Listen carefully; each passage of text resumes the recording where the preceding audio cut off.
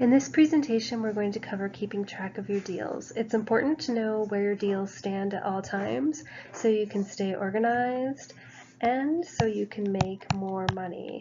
It's also important to keep track of your deals so you know if and when you have been paid on each deal. This is simply a sample of one way to keep track of your deals. You can either follow this system exactly, or you could use it for inspiration to find a system that's going to work best for you. To use this particular system, you are going to need at least one whiteboard, and you'll also need to be able to create a spreadsheet. This here is an image of one of the whiteboards that this agent used. This particular agent always kept two very large whiteboards on the walls of his office. As you can see, leases are covered by month. Renewals are covered by month, as well as move-ins and move-outs covered by month. There is also something called in the hopper, and we're going to go closer into each one of these areas on the next slides. We're going to cover tracking deals, meaning leases. We're going to cover tracking the renewals. We're going to cover how keeping track of move-ins and move-outs will help you using this system. And then we'll also just take a quick look at a coordinating spreadsheet that went along with this system at the very end of this presentation. Here's a little closer look, step by step, on how to keep track of deals, meaning your monthly leases. How this worked was once an applicant was approved and the lease actually went out for signing, at that point in time, the address of the property, along with the commission that the agent expected to get, was placed upon the whiteboard. So that's step one right there. Step two is this little house symbol that you see here. That is supposed to be a house, and that was placed on the whiteboard after the lease came back signed by all parties. Step three is this TI date right here. That means loop turned in and the date that that loop was turned in with everything needed to create a deal. So that means that the down payment was collected and turned in at that time. Then the fourth and final step, is right here where you see dollar signs being placed into the house. The dollar sign placed in the house means the agent was paid. So that's your ultimate goal. And keeping track of it in this way really put everything into stages so that if there ever was a problem or a delay, you could easily look back and see what was done or what was not done. And keeping track of the renewals is very similar, but a lot easier because there wasn't that much going on. It's very similar to how the leases were kept track of. Basically, at the point in time that the renewal is sent out for signing, step one, the address of the property and also the commission that the agent expected was written upon the whiteboard. Upon return of the renewal signed by all parties, of course at that point you would turn in the loop because there's no money to collect or any of that. So at that point the little house symbol was put on the whiteboard. And then step three, the final step, is again that dollar sign going into the house, meaning the agent was paid.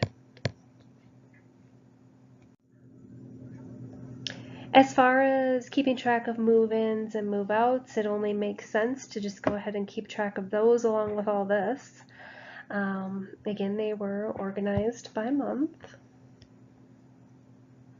And basically, the The goal was as soon as the money, the down payment, was collected and the loop first turned in for the deal, at that point in time, the agent was always trying to nail down a date and a time for a move-in. It could always be changed since sometimes that's 2 months out, but the goal was try and get it done.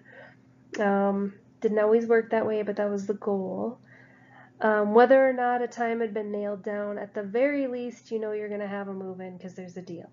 So at that point in time, you put the date and the property address. In this particular case, a time had not been set yet, so it's just sort of a blank thing like this, waiting for a time to appear. And then on this particular one, you can see there was a time, 6 p.m. So along with keeping track of it in that manner, you also may want to consider having some move-in folders absolutely 100% ready to go in the order of the move-in date in a nice open file system. So you could easily grab these folders on your way out to your move-ins and again keep them in order, basically earliest to latest, some kind of system so you can just easily grab them on your way out. And then in the hopper, it really is not necessary, but it's something nice to have along with all this other information just to keep in mind of what listings might be coming up so they're kind of fresh in your mind. You're looking at that whiteboard every day. It's right there staring you in the face. Nice to have.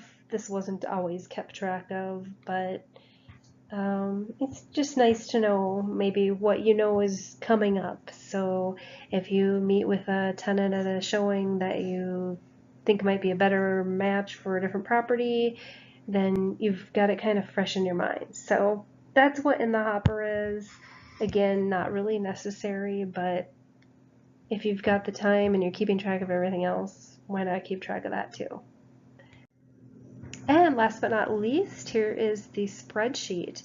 And this is more just reinforcement of what has already been placed on the whiteboards and what you've already been keeping track of all along.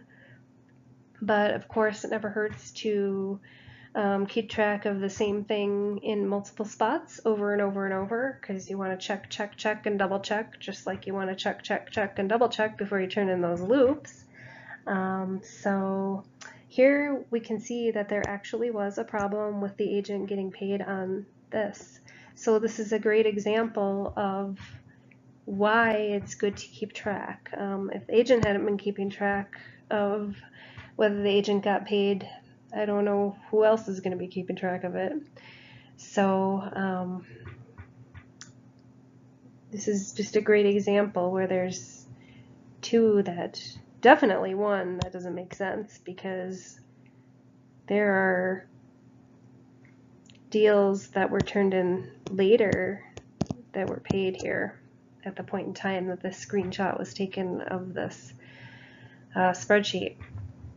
So this pretty much sums it up. I hope this has been helpful to you, and you can either feel free to use this system or use a system of your own, but definitely keep track of your deals.